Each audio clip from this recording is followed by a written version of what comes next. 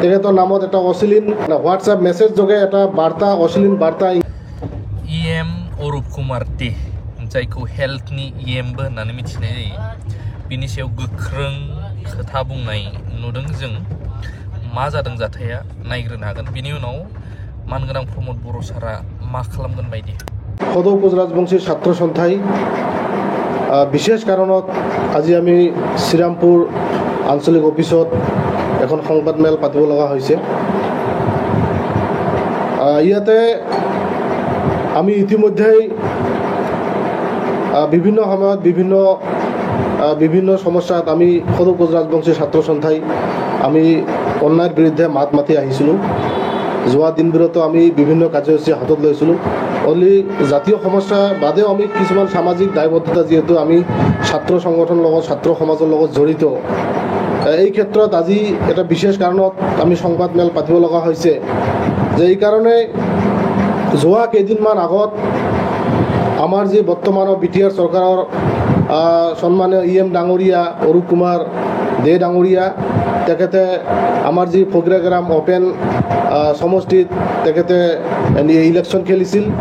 তাতে সম্পূৰ্ণভাৱে ৰাইজে ভোট প্ৰদান কৰি তেখেতক জিকাইছিল। তেখেতে আজি আমাৰ BTR চৰকাৰৰ এটা প্ৰভাৱশালী EM, বৰ্তমান কিন্তু তেখেতে BJP চৰকাৰৰ EM হয়। কিন্তু আমি যোৱা কেইদিনমান আগত আমি দেখিবলৈ পাইছিলোঁ বিভিন্ন ছ'চিয়েল মিডিয়া হওক বা ইলেক্ট্ৰনিক মিডিয়া হওক বা পেপাৰ মিডিয়া হওক তেখেতৰ যি ধৰণে এটা অভিযোগ বা যি ধৰণে তেখেতে নিজৰ হোৱাটছএপ নাম্বাৰ দি মানে সৰু এটা ছোৱালী ক'বলৈ গ'লে তেখেতৰ নামত এটা অশ্লীল মানে হোৱাটছএপ মেছেজ যোগে এটা বাৰ্তা অশ্লীল বাৰ্তা ইংগিত মানে অভিযোগৰ উত্থাপন হৈছিল বা প্ৰকাশ পাইছিল মিডিয়া জগত। কিন্তু সেই ক্ষেত্ৰত আমি সদৌ কোচ ৰাজবংশী ছাত্ৰ সন্থাই আমি দুখ প্ৰকাশ কৰিছোঁ, আমি নিন্দা আৰু গৰিহণা জনাইছোঁ। কাৰণ আজি বৰ্তমান BJP চৰকাৰখনে বা ভাৰতৰ প্ৰধানমন্ত্ৰী ডাঙৰীয়া অসমৰ মাননীয় মুখ্যমন্ত্ৰী হিমন্ত বিশ্ব শৰ্মা ডাঙৰীয়াই যি ধৰণে নাৰীক সন্মান বা যি ধৰণে বেটী বচাও বেটী পঢ়াও যি ধৰণে নাৰীৰ ওপৰত যি ধৰণে গুৰুত্বপূৰ্ণ ভূমিকা গ্ৰহণ কৰি আছে, এনে ক্ষেত্ৰত কিন্তু আমি দেখিবলৈ পাইছোঁ যে এটা জনপ্ৰতিনিধিয়ে যি ধৰণে তেখেতৰ হোৱাটছএপ নাম্বাৰৰ পৰা যি ধৰণে অশ্লীল ইংগিত ইতিমধ্যে ছ'চিয়েল মিডিয়া বা আমাৰ মিডিয়াৰ যোগে প্ৰকাশ পাইছে, আজিৰ তাৰিখতে কিন্তু কোনো ধৰণৰ ইনকুৱাৰী নহ'ল বা কোনো ধৰণে তেখেতৰ ওপৰত যি ধৰণে বিহিত ব্যৱস্থা আজিৰ তাৰিখত আমি দেখা পোৱা নাই। সেইকাৰণেই আমাৰ অসমৰ মাননীয় মুখ্যমন্ত্ৰী ডাঙৰীয়া, বিশেষকৈ আমাৰ BTR চৰকাৰৰ প্ৰমোদ বড়ো ডাঙৰীয়া, যি আমাৰ বৰ্তমান আমাৰ BTR চৰকাৰ যি আমাৰ প্ৰধান প্ৰমোদ বড়ো ডাঙৰীয়া, আৰু বিশেষকৈ অসম ৰাজ্যিক যি আমাৰ BJP সভাপতি ভৱেশ কলিতা ডাঙৰীয়াক আমি আহ্বান কৰিছোঁ সদৌ কোচ ৰাজবংশী ছাত্ৰ সন্থাই যে বিশেষকৈ যি আপোনালোকে জনপ্ৰতিনিধি হিচাপত আপোনালোকে চিলেকশ্যন কৰি নিৰ্বাচনত যে মানে জয়যুক্ত হৈ আজিৰ তাৰিখত এজন প্ৰভাৱশালী EM, এই ক্ষেত্ৰত যদি এনেধৰণৰ যদি অভিযোগ উত্থাপন হৈছে যে এটা মেছেজ যোগে এটা মানে এটা ক'বলৈ গ'লে এটা মানে সৰু ছোৱালীৰ লগত যি ধৰণে মেছেজ পোৱা গৈছে বা মেছেজ ভাইৰেল যোগে স্ক্ৰীনশ্বটৰ যোগেদি যি ধৰণে ভাইৰেল হৈছে, এই ক্ষেত্ৰত কিন্তু আজি অসম চৰকাৰৰ মাননীয় মুখ্যমন্ত্ৰী হিমন্ত বিশ্ব শৰ্মা ডাঙৰীয়াই তেখেতে কোনো ধৰণৰ আমি বক্তব্য দেখিবলৈ পোৱা নাই। মাজতে আমি দেখিবলৈ পাইছোঁ বিভিন্ন সময়ত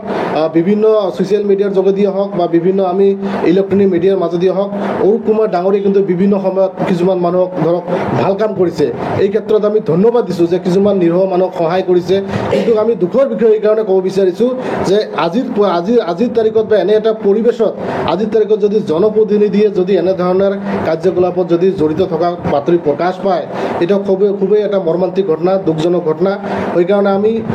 আমি দাবী উত্থাপন কৰিছোঁ অসমৰ মাননীয় মুখ্যমন্ত্ৰী হিমন্ত বিশ্ব শৰ্মা ডাঙৰীয়াক, আমাৰ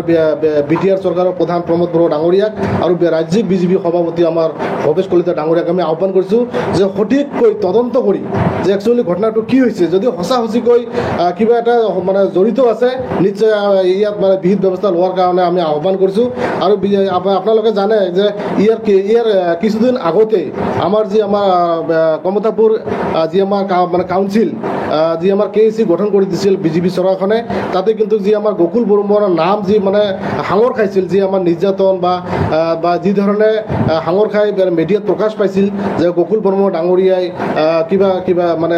নাৰী নিৰ্যাতনৰ লগত জড়িত কিন্তু তাতে কোনো ধৰণৰ প্ৰমাণ পাতি নাছিল কিন্তু অসমৰ মাননীয় মুখ্যমন্ত্ৰী ডাঙৰীয়াই তেখেতে নিজেই আগভাগ লৈ লাষ্টত কিন্তু বস্তুখিনি এটা উচিত পৰ্যায় চিন্তা চৰ্চা কৰি কিন্তু এটা বিহিত ব্যৱস্থা লৈছিল লাষ্ট পৰ্যায়ত আমাৰ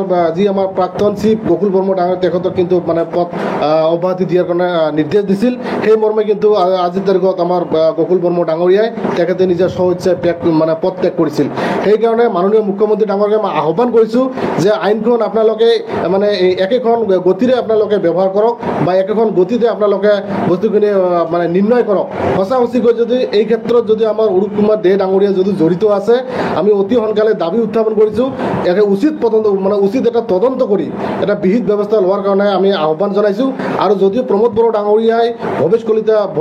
ভৱেশ কলিতা ডাঙৰীয়া আৰু অসমৰ মাননীয় মুখ্যমন্ত্ৰী হিমন্ত বিশ্ব ডাঙৰীয়াই যদি ইয়াত যদি বিহিত ব্যৱস্থা নলয় কিন্তু আমি এটা সময়ত আন্দোলনৰ আমি গঢ়ি তোলাৰ কাৰণে বাধ্য হ'ম কাৰণ আজিৰ তাৰিখত মানে জনসাধাৰণক আজি পুলিচে বা প্ৰশাসনিক বিভাগে যি ধৰণে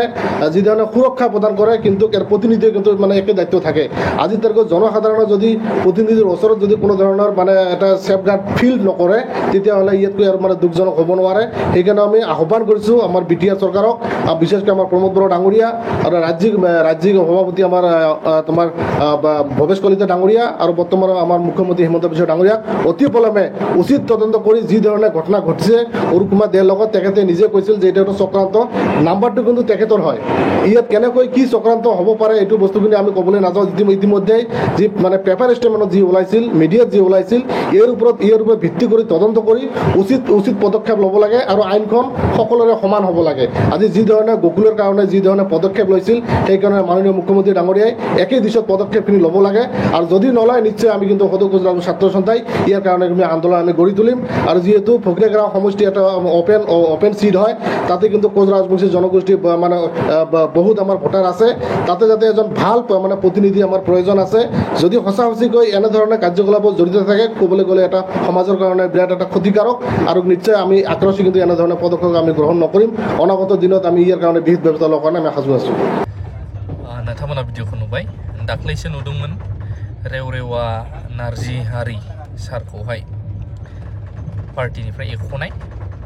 मानगोनां प्रमोद बर' सारआ दा अरुप कुमार देनि बेलायाव मा खालामगोन बायदि मा खालामथावथाव नोंथांमोना मा सानो कमेन्टखौ होनो हागोन आं ट्रेनावनो दं दाबसे जायगायाव थांगासिनो लाभ इउ अल